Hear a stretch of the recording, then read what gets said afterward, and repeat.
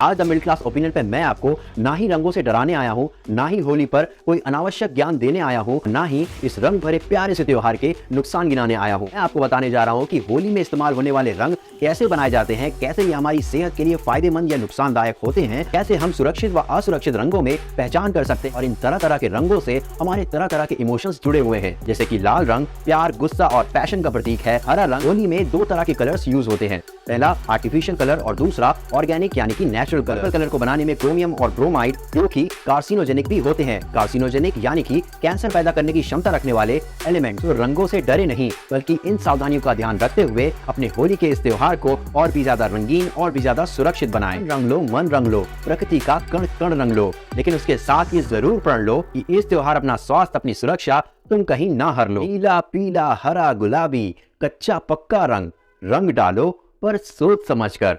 नमस्कार दोस्तों, और द मिडिल क्लास ओपिनियन की तरफ से आप सभी को होली की ढेर सारी शुभकामनाएं। तो दोस्तों, होली यानी कि रंगों का त्योहार, और रंग मतलब विविधता और दर्शनीय वरदान। और अगर आपको मेरे ये शब्द कुछ ज्यादा लग रहे हैं तो रंगों का महत्व आप उन दृष्टिहीन लोगों से पूछिए जिनकी जिंदगियां बेरंग होती हैं। रंगों से भरा जीवन हमारी जिंदगी के लिए सचमुच एक वरदान ही है, लेकिन क्या कभी आपने सोचा है कि ये वरदान अगर आपकी जिंदगी बेरंग कर दे तो कैसा होगा?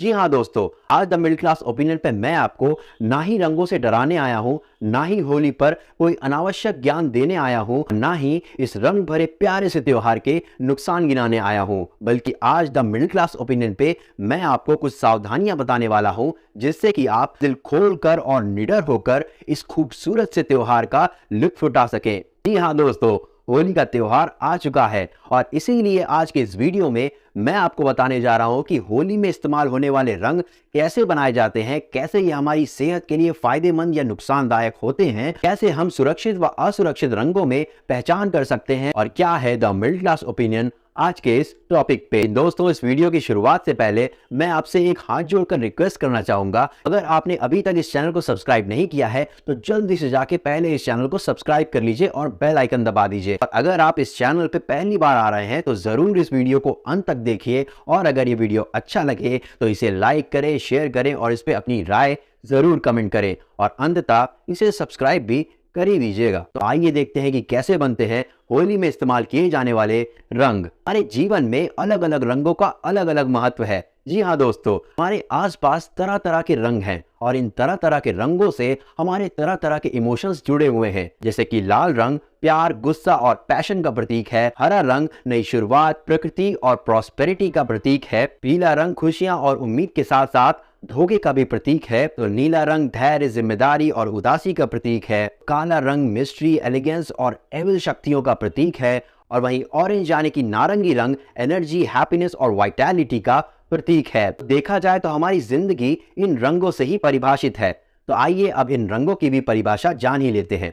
होली में दो तरह के कलर्स यूज होते हैं, पहला आर्टिफिशियल कलर और दूसरा ऑर्गेनिक यानी कि नेचुरल कलर्स। आर्टिफिशियल कलर्स यानी कि वो कलर्स जिनको केमिकल्स का यूज करके बनाया जाता है, और इन केमिकल्स में शामिल होते हैं ऑक्सीडाइज्ड मेटल्स और इंडस्ट्रियल डाइज। इनको घटिया क्वालिटी के तेल के साथ मिलाकर पाउडर में तब्दील किया जाता है। और तो और विभिन्न रंगों में विभिन्न ऑक्सीडाइज्ड मेटल्स का यूज होता है, जैसे कि ग्रीन कलर को बनाने में कॉपर सल्फेट, पर्पल कलर को बनाने में क्रोमियम और ब्रोमाइड जो कि कार्सिनोजेनिक भी होते हैं। कार्सिनोजेनिक यानी कि कैंसर पैदा करने की क्षमता रखने वाले एलिमेंट्स। रेड में मर्करी सल्फेट और ब्लैक में लेड ऑक्साइड का यूज किया जाता है, और उनमें शाइन पैदा करने के लिए कई बार तो पाउडर ग्लास यानी कि पाउडर शीशे का यूज भी किया जाता है। वहीं इनके अलावा एस्बेस्टॉस यानी कि जिस मटेरियल के झोपड़ियों के छज्जे होते हैं वो, और उसके साथ साथ चॉक, टैल्क और सिलिका जैसे एलिमेंट्स का भी यूज किया जाता है। और इन सभी केमिकल्स में ज्यादातर केमिकल्स कार्सिनोजेनिक होते हैं। ऑयली नेचर के और पेस्ट फॉर्म में आने वाले कलर्स में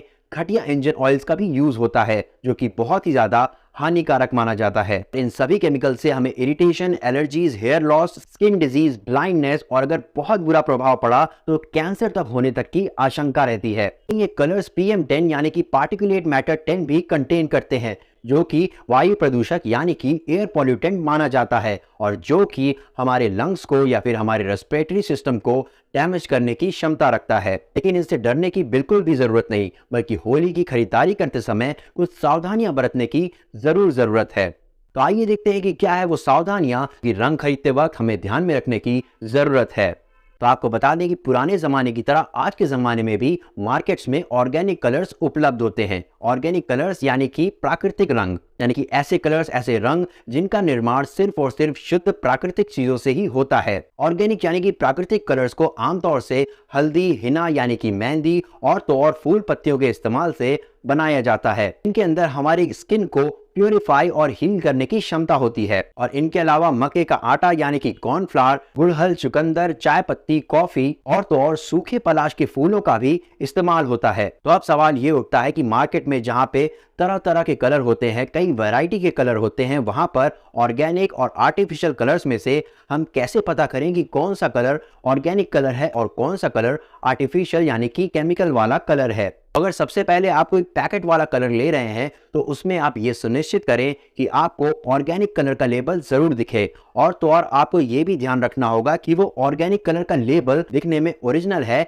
या नहीं। और अगर थोड़ा भी लगे कि वो टैग, वो लेबल जेन्युइन नहीं है यानी कि असली नहीं है, तो उस पैकेट को मत खरीदें। वही दूसरी सावधानी ये है कि किसी भी तरह के खुले रंग को खरीदने से पहले ये जरूर चेक करें कि उस रंग में से पेट्रोल या किसी अन्य केमिकल की गंध तो नहीं आ रही है, और अगर ऐसा है तो उस रंग को ना खरीदें। वही तीसरी बात जिसका आपको ध्यान रखना है वो ये है कि कभी भी रंग खरीदते समय उसे हल्का सा पानी में घोल के जरूर चेक कर लें। अगर वह रंग पानी में पूरी तरह से घुल जाता है तो वो प्राकृतिक रंग है, अन्यथा उस रंग को ना खरीदें, क्योंकि कोई भी आर्टिफिशियल रंग पानी में पूरी तरह से नहीं घुलता है। चौथी बात यह है कि किसी भी तरह के रंग को खरीदने से पहले आप ये जरूर देखें कि कहीं उस रंग में किसी तरह का चमकीला पदार्थ तो नहीं है, और अगर ऐसा है तो संभावना हो सकती है कि उस कलर में पाउडर ग्लास यानी कि पाउडर शीशा मिला हो। इस वजह से ऐसे कलर्स को लेना अवॉइड करें। वही पांचवी और अंतिम बात यह है कि कोई भी नेचुरल कलर बहुत ही ज्यादा डार्क शेड में नहीं आता है, इसीलिए कोशिश ये करें कि जो रंग बहुत ज्यादा चमकदार हो उसको ना लें।